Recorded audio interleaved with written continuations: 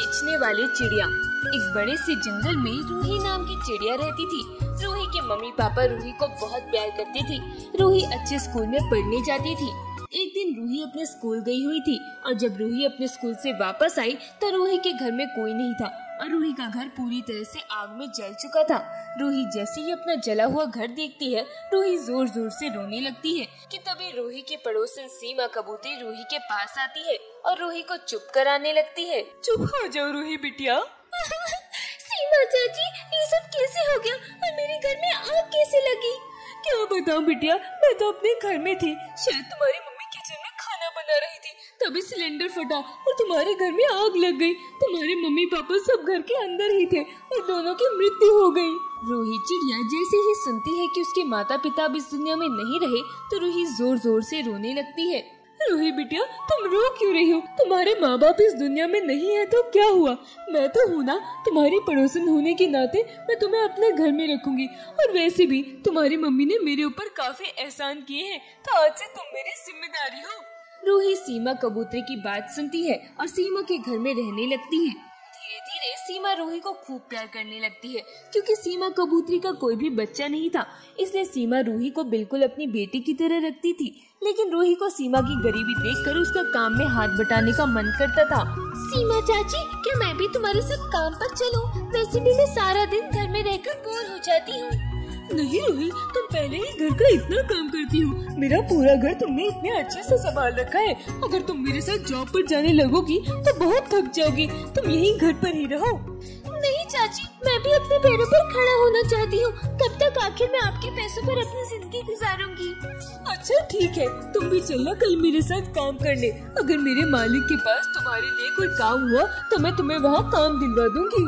रूही चिड़िया अगले दिन सीमा कबूतरी के साथ सीमा के मालिक के पास जाती है। मालिक, ये मेरी बेटी की तरह है और इसे भी काम की जरूरत है। अगर आपके पास कोई काम हो तो इसे भी काम पर रख लीजिए ना। अरे इतनी छोटी सी चिड़िया ये क्या काम कर पाएगी? सीमा, तुम भी कमाल करती हो।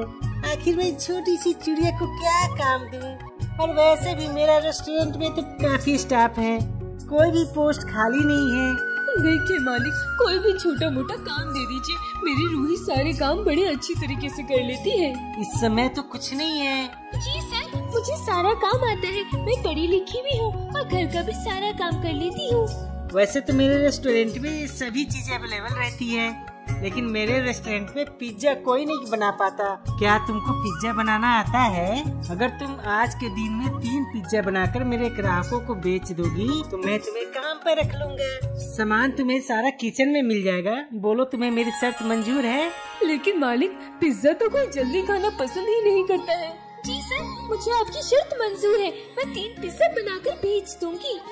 जाओ सीमा, इसे किचन दिखा दो और सारा सामान भी दे देना। सीमा कबूतरी रूही चिड़िया को लेकर किचन में आ जाती है। तूने मालिक की बात क्यों मानी? अब अगर तू 3 पिज्जा बनाकर नहीं बेच पाएगी तो तुझे कोई जॉब नहीं मिलेगी। चाची, परेशान मत होइए, मुझ पर भरोसा रखिए। मुझे पिज्जा बनाना आता है। मेरी मम्मी ने मुझे पिज्जा बनाना सिखाया था और वो बहुत ही अच्छा पिज्जा बनाती थी।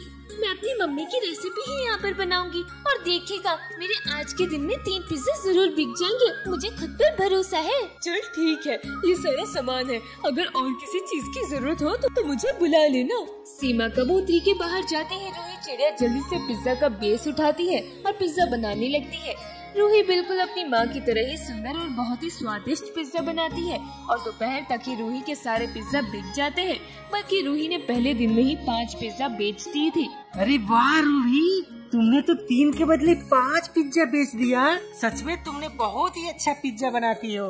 मेरे लिए भी एक पिज्जा बना कर लाओ, जरा मैं भी तो चख कर देखूं आखिर तुम पिज्जा कैसे बनाती हो। ये सर, मैं अभी आपके लिए पिज्जा बना कर लाती हूँ। बस आप मुझे 10 मिनट दीजिए। रूही चिड़िया 10 मिनट के बाद अपने हाथ में एक पिज्जा लेकर आती है और राजेश को दे देती है। राजेश का हुआ पिज्जा खाता है।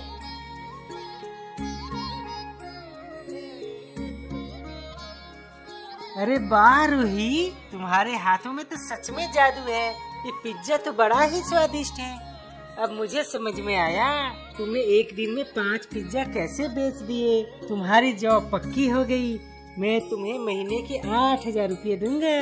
Thank you so much sir, मुझे इस जॉब की बहुत जरूरत थी। इसमें थैंक यू की क्या बात है, ये तो तुम्हारे हाथों का कमाल है। तुमने सच में पिज्जा बहुत अच्छा बनाया है। अब जाओ, कल सुबह जल्दी आ जाना।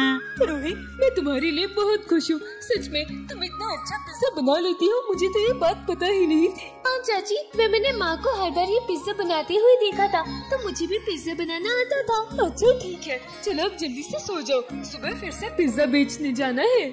सीमा और रूही जल्दी से सो जाती है और सुबह उठकर रूही वापस अपने काम पर जाती है और इसी तरह एक महीना गुजर जाता है।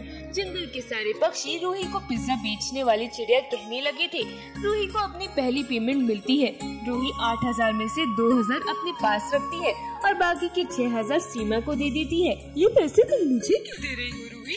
नहीं चाची, मुझे जितने पैसों की जरूरत थी मैंने भी अपने पास रख लिए हैं। ये सारे पैसे आप अपने पास रखें, क्योंकि मैंने देखा है आपने इतनी करीबी में हमेशा मेरे लिए ही सब कुछ खरीदा, कभी भी अपने लिए कुछ नहीं खरीदा। इसलिए मैं चाहती हूँ इन पैसों से आप अपने लिए कुछ लेकर आए। सीमा रूही चिड़िया की बात सुनकर उसे अपने गले से लगा लेती है। इसी तरह काफी दिन गुजर जाते हैं। एक दिन रूही चिड़िया की तबीयत काफी ज्यादा खराब हो जाती है और रूही अपने काम पर नहीं जा पाती है। क्या कर रहे हो तुम सारे लोग? बाहर सारे कस्टमर पिज्जा मांग रहे हैं और रूही कहाँ है? उसे बोलो जल्दी जल्दी हाथ चलाए। मालिक, रूही की आज तबीयत खराब थी, इसलिए आज वो काम पर नहीं आई है। और आप मीना तोती से कह दीजिए, मैं रूही का काम संभाल लेगी। मीना को भी पिज्जा बनाना आता है। तो कहाँ है मीना? बुलाओ उसे जल्दी। मीना तोती जैसे ही अपने मालिक की आवाज सुनती है, जल्दी जल्दी से पिज्जा बनाने लगती है। लेकिन कस्टमर को मीना तोती के हाथ के पिज्जा बिल्कुल भी पसंद नहीं आते। राजेश कौवा अपने कस्टमर को इस तरह से नाराज होता देखकर बड़ा ही परेशान हो जाता है। तभी मेरे कस्टमर बाहर नाराज हो रहे हैं। आज रूही के न आने से तुम सबको पता नहीं मेरा कितना नुकसान हुआ है। क्या पूरे स्टाफ मेंबर में कोई ऐसा नहीं है जो रूही के जैसा पिज्जा बना सके?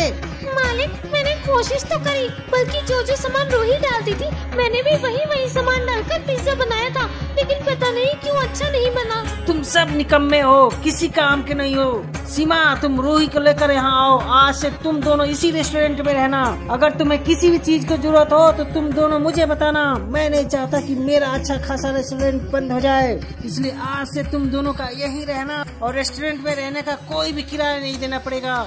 मैं बहुत जल्दी रूही की पेमेंट भी बढ़ा दूंगा। ठीक है मालिक, जैसा आप कहें। अगले दिन सीमा कबूतरी रूही को लेकर रेस्टोरेंट में आती है और वहीं रहने लगती है।